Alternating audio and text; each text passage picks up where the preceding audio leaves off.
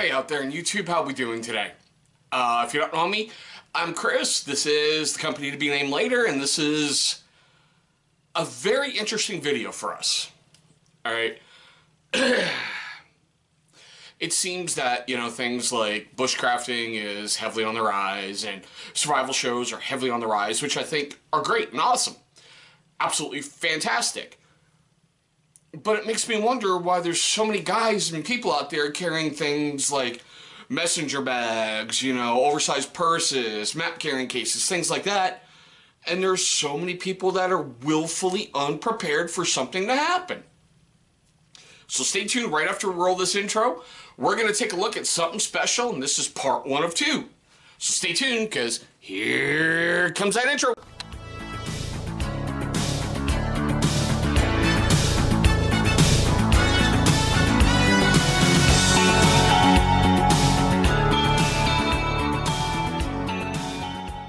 Okay guys, thank you so much for sticking with me past that intro.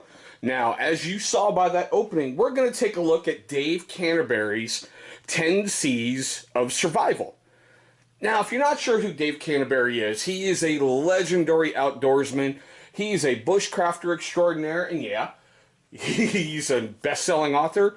He's got TV shows, and he runs an incredible survival school called Self-Reliance Outfitters, or the Pathfinder School. Now, he has broken down survivability into 10 simple things that will help you make it through that 72-hour clock. If you're not sure what that 72-hour clock is, that's basically from the moment something happens. That's the clock you've got in order to get rescued, found, do whatever in the quickest possible amount of time. It's a running clock. It really doesn't kind of reset itself. And, it just moves and moves and moves no matter how you want it to. Today, we're going to take a look at 5 items. Now, like I said, he's got 10 in the list. And I've come up with an additional 3 that will be in a follow-up video. But his 10 C's of survivability are a cutting tool, combustion source, cover, container, cordage, cotton bandana, cargo tape, candling device, compass, and canvas needle. I added 3, calories, condition, and cranium. We're going to break all these down as simple as we can. Now, for those of you unfamiliar with my videos, when you're looking at a space like this, that generally means I got something interesting coming up. Well, it's true. Now, let's take a look at a cutting tool. Okay, now these are just some that, I'll be honest, I get to everyday carry because of the state I live in. Now, I know there's some of you going, oh my God, but that's a fixed blade knife. How can you do that? Well, I am lucky in the simple fact that if I want to, I can everyday carry a Gerber Strong Arm. Or the Clever Girl by Columbia River Knife and Tool. If I want to. Why? That's just how the laws are here in Washington State. They haven't gotten a lot right, but they've gotten these right. Lots of people, I'm going to tell you, carry a pocket knife. Okay? This one is the Squid by Columbia River Knife and Tool. It's very simple, very small, very compact. And I'm going to tell you, honestly, it's really not threatening to anybody. This, in my opinion, is a quintessential everyday carry item. Now, for those of you out there who are carrying messenger bags, it's not going to take up a lot of weight. Ladies, your purses and whatnot, not going to take up a lot of weight at all. My personal choice is the Septimo by Columbia River Knife and Tool. I love it. It's a great blade, and it's holding up nicely for me after beating the crap out of it. But yes, I also do carry a neck knife. It may seem threatening, may seem a little weird, may seem a little out there, but cutting tools are going to help extend your life and possibly even save your life. Chopping wood, processing game, cutting cords. God forbid if you need to do any kind of first aid on yourself, that is going to give you a cutting implement to be able to get in there.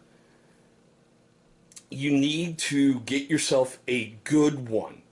I am not talking about going out and dropping $700 on a Benchmade blade. Get the best you can afford and upgrade from there. If you want to start with a squid and move your way up to, a clever girl or a strong arm or, a K-bar or something else, do it. All right?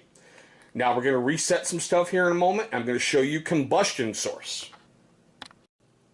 Okay, guys, now on to combustion sources. Now, I know everyone's like, oh God, I got this covered, I got a lighter, I got whatever. That's great. But what happens if your usual lighter, which, I've placed inside this waterproof Exotech container, fails on you? What happens if there's that day you just can't pull it up, and just go, ooh, I got fire, I got fire. What are you going to look into? Well, common things out there are a ferrous rod and a striker. Once you get them, as you can see, it comes with a black coating. You got to scrape it off in order to get in there and do your striking. It's going to produce sparks, which are about, I believe it's 2,000 degrees. It's either Celsius or Fahrenheit, one of those. Pretty friggin' hot. It'll help you start a fire. I left this kit out here as an example because, well, the guys over at Poor Man's Preparing make an incredible freaking fire kit that will help save your life if you need to. We're going to try to remember to put a link right down here for Poor Man's Preparing. Jason over there will cut you an incredible deal. Dave Canterbury with Pathfinder School. He has what's called these little mini infernos. These are just examples. These are not things you need to have. Break it open like a wafer, expose the fibrous insides. It will take a spark. This will work even when it's soaking freaking wet. And no, don't eat it. It's not a corn chip. I know, they kind of look the same. But it even comes in a little tin container that, well, God forbid, if you need to boil a small amount of water, you can do it in there. You see these all the time out there for starting your fires in the middle of winter. It's chemically treated. It's going to take a flame, it's going to take a spark, and it's going to give you some fire to build on. Guys, fire is a godsend. Boiling water, cooking meat, keeping critters at bay, keeping insects, creepy crawlies, all that other crap off of you. Fire is quintessential.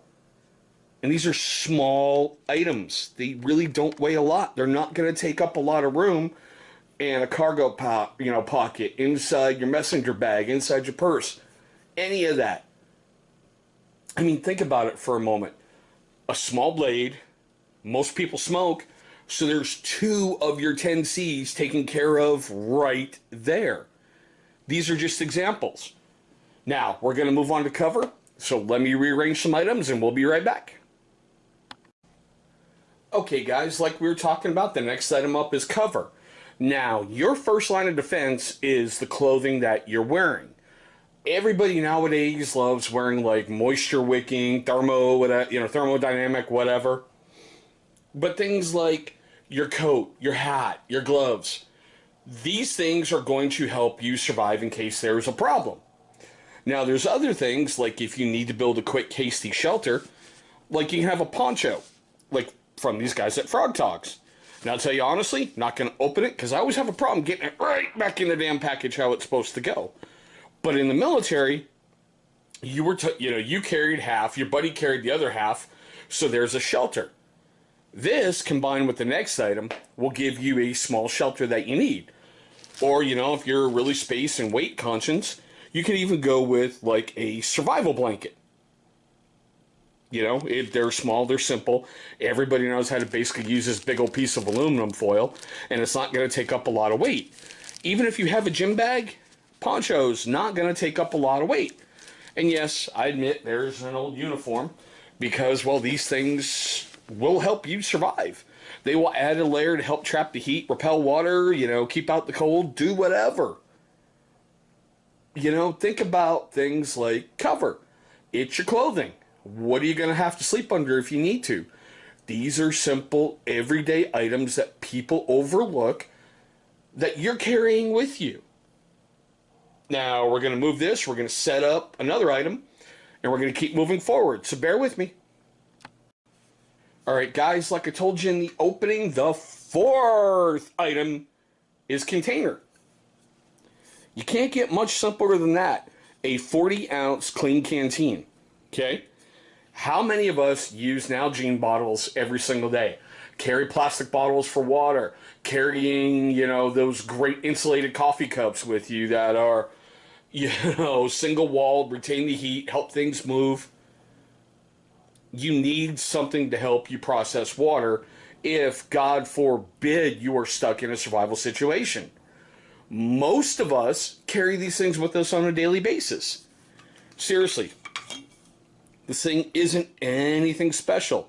Single-walled steel water bottle, 40 ounces. Fill it up before you leave home. Fill it up before you leave work. If you have to boil water that you find, right in the dang fire. Seriously, use a stick, grab it, pick it up, let it cool. You can drink the water that you have to process. This will help extend your life. Like I said, these are simple everyday items that I know lots of people either carry or they overlook.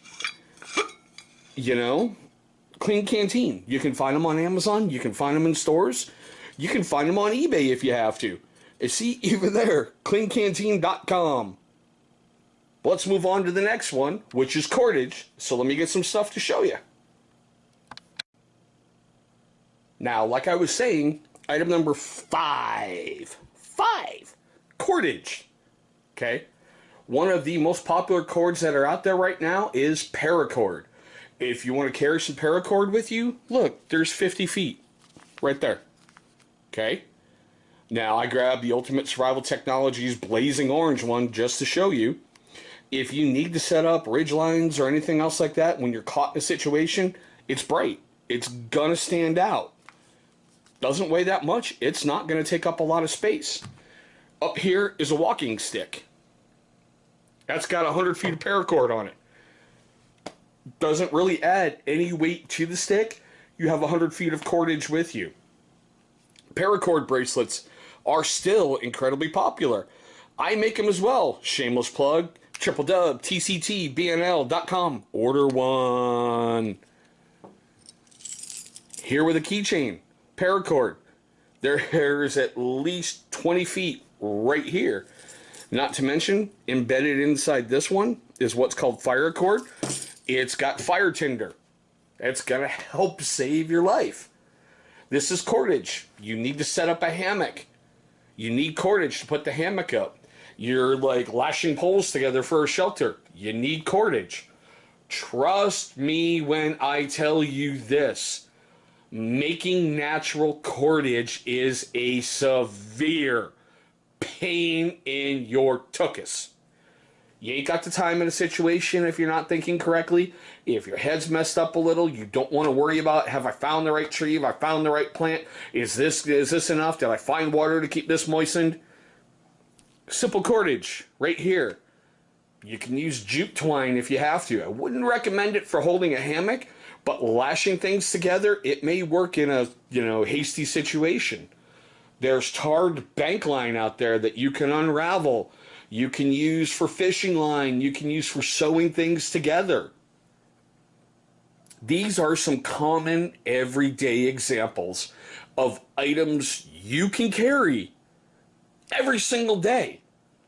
These are 5 out of 10. The only one out of all these that I know most people are squeamish on is a freaking knife. All right? Because I know I've worked in office environments where if you have a knife to open a letter, someone's going to freak out and go, "Oh, you're violating company rules. You're breaking the law. I have to report you to human resources." Hashtag maybe happened. Won't deny. Won't confirm. Anywho. But guys, that's it. The look at the first 5 out of Dave Canterbury's 10 C's of Survivability. This is part 1. Part 2, we're going to look at 6 through 10. And I'll tell you honestly, part 3 is going to be my 3 that I've come up with that I'm adding in. So, leave your comments, your questions, whatever, because I'm really curious about your feedback and how you feel down below. Like I said, these are items that I choose. I've carried most of these on a daily basis. You know, they're with me, and after a while, you don't sense their weight. If you are a first-time viewer of this channel, and this is one of your first videos, thank you so much for spending just a fraction of your time with me today. You're going to see a company symbol popping up over here. Go ahead, click on that. That's going to bring you right to subscribe. Make sure you click on the bell icon that is directly next to it. That way you're going to get notified every single time I upload a video. And speaking of videos, over here, you're going to see two pop up that YouTube is going to choose from my catalog. They're going to think these are good videos for you to take a look. Go ahead and watch them. Go ahead and take a look. Let me know what you think. Also remember, poormanspreparing.com. Tell Jason, the HMFIC over there, I sent you. Thank you guys so much for watching. This is part 1 of the 10 C's of Survivability.